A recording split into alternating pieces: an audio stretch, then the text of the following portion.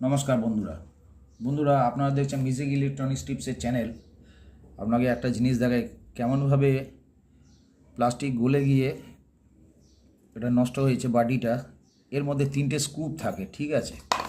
এটা যখন আপনি খুলবেন, এটা এইদিকে চাপ দিতেই খোলার চেষ্টা করবেন, খুলবে না। যখন টাইট দেওয়ার চেষ্টা করবেন, নিচের চাকাটা এমনি করে টাইট দেওয়ার চেষ্টা করবেন, উল্টো দিকে খোলে।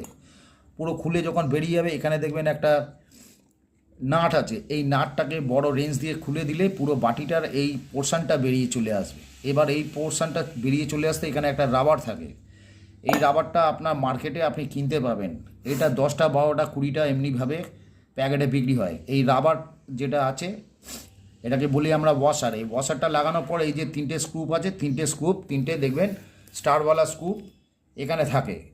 অনেক কটা স্ক্রুপ থাকে, অনেক কটা থাকে না, ঠিক আছে। প্যাঁচ থাকে। 3টে স্ক্রুপ যেমন আছে অমনিভাবে লাগিয়ে দেবেন। যখন এটা কিনবেন, এই এই পোর্শনটা কেনার সময় অবশ্যই দেখবেন 1টা 2টো 3টে এমনি 3টে ফুটো থাকবে। তার মানে 3টে ফুটো এখানে থাকলে এই সেটটার সাথে এই সেটটা ইউজ হবে। এর জন্য আমি দেখিয়ে দিলাম যে একটা বাটির ফুটো থাকে না, একটা বাটির ফুটো থাকে। ফুটো মানে হোল। আমি ইংলিশেও বলে দিলাম, যারা বুঝতে পারবেন না তাদের জন্য।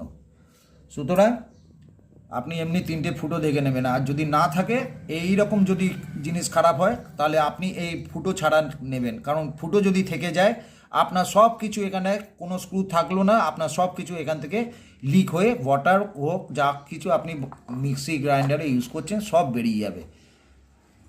অবশ্যই মাথায় রাখবেন যে এখানে স্ক্রুপ নেই, এটা স্ক্রুপ ছাড়া, এটা স্ক্রুপ দেওয়া।